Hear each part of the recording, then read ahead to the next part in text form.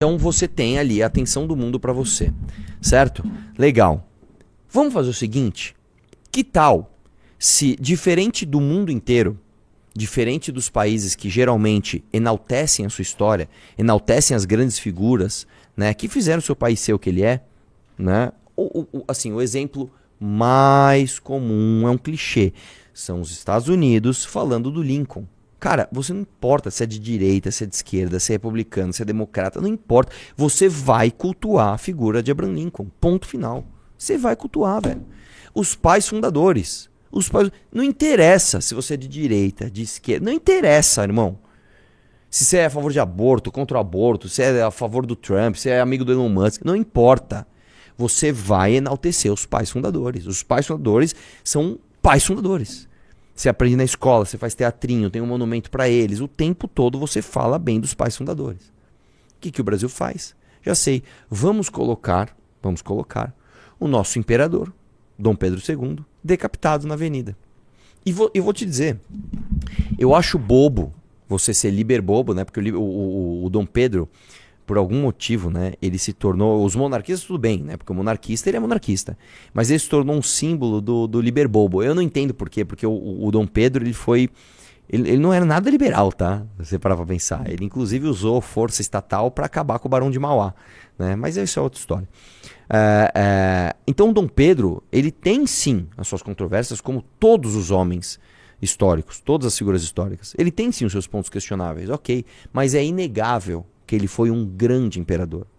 Quem dera, os políticos brasileiros, ou de direita, ou de esquerda, ou do que quer que seja, quem dera os políticos brasileiros tivessem 10% das capacidades de Dom Pedro II. Eu vou lembrar para você o seguinte, cara, só para você entender. Um breve resumo da importância de Dom Pedro II para o Brasil. Revolução Francesa começa a avançar a oeste. Qual foi o único país que conseguiu resistir à Revolução Francesa na Europa? Um país chamado Portugal. E aí, a Revolução Francesa ia chegar lá, que Dom João VI, se não me engano, fez, vamos embora daqui. Tirou a corte e veio para o Brasil. Veio para o Brasil, o filho dele, Dom Pedro I, né, ficou encarregado de cuidar da colônia brasileira.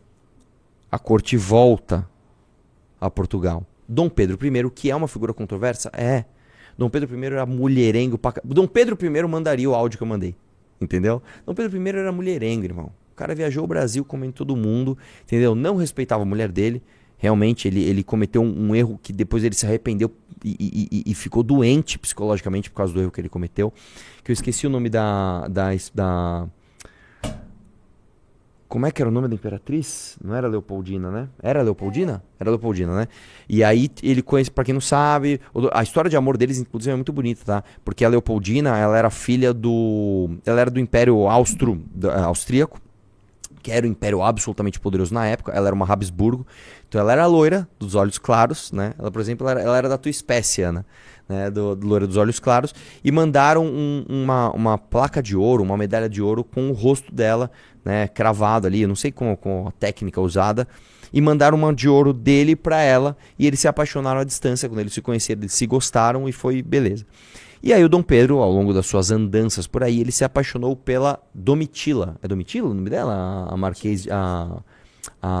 Como é que é o título que ele deu pra ela? De São Vicente? Marquesa de São Vicente, né? Nomeou ela Marquesa de São Vicente, então, uma morena. Ele ficou apaixonado por ela. A imperatriz foi uma mulher estadista. Ela passou por cima das suas dores pessoais em nome do Brasil, tá? Depois o Dom Pedro se arrepende. Vai viajar sabendo que a mulher dele tá doente, sabendo que muito provavelmente eles nunca mais se veriam. Vai viajar, a mulher dele morre, ele se arrepende, ele fala, cara, preciso de uma autorredenção. Ele vai pra Portugal lutar com o próprio irmão. Então, é uma figura controversa, cara. Mas graças ao Dom Pedro I, o Brasil é do tamanho que é. Graças ao Dom Pedro I, a gente não se quebrou em diversas colônias, como aconteceu com a América Espanhola. Né? Você pega, por exemplo, Peru, Equador, etc., Venezuela, Colômbia. São várias colônias espanholas que se quebraram. O Brasil se manteve grande.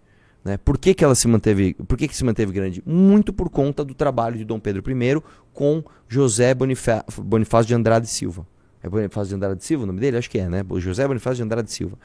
Né? Aí olha só, o Dom Pedro I deixa o filho dele aqui, pede perdão pro seu amigo, né, a José Bonifácio, que eles eram amigos, e aí ele virou um babaca, o Dom Pedro I, na época da Domitila, brigou com ele, se arrependeu, pede desculpa e fala assim, você tem que ser o responsável por tutorar o meu filho, você vai ser o tutor do meu filho. E ele vai embora, e o filho dele é então absolutamente bem instruído pelo José Bonifácio, que inclusive fez com que ele falasse diversas línguas, se estudasse, fosse um homem criado para ser um estadista. E aí eu vou te contar uma outra coisa. O Dom Pedro II, ele precisava se casar, né? Eu não lembro agora o nome da esposa do Dom Pedro II. Esqueci. O fato é que ela era feia. Ela era feia e ele não gostou dela.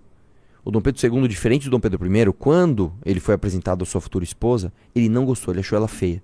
E em nome do seu cargo, em nome da história, ele falou, tudo bem, eu vou ficar com ela. Ficou com ela, construiu um império, né? Construiu não, mas ele manteve um império levado a sério pelo resto do mundo, tá? Inclusive eu não lembro agora qual foi o filósofo, posso estar falando besteira, acho que foi Nietzsche, que cruzou com ele num trem e falou, cara, que homem culto.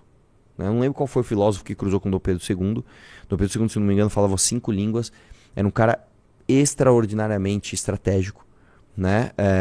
Ganhou a Guerra do Paraguai, foi o voluntário da pátria número 1 e também tem suas controvérsias. Brigou com o Barão de Mauá, usou o poder do Estado para quebrar o empresário Barão de Mauá, o empreendedor Barão de Mauá, tudo bem, mas foi um cara que, cara, não tem o que dizer. O que eu dizer, o cara? Brigou com a igreja, brigou com os escravagistas, né? Deixou todo o caminho pronto, né? Junto com Joaquim Nabuco, etc., para que o Brasil não tivesse mais escravidão.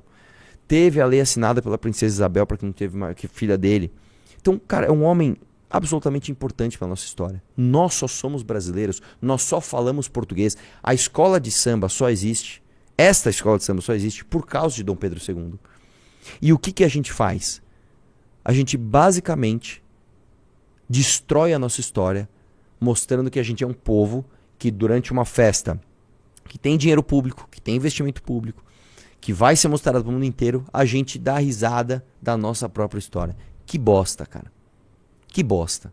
Você acha que, por exemplo, um americano faria algum tipo de desfile com a cabeça do Abraham Lincoln? Com a cabeça de um dos pais fundadores?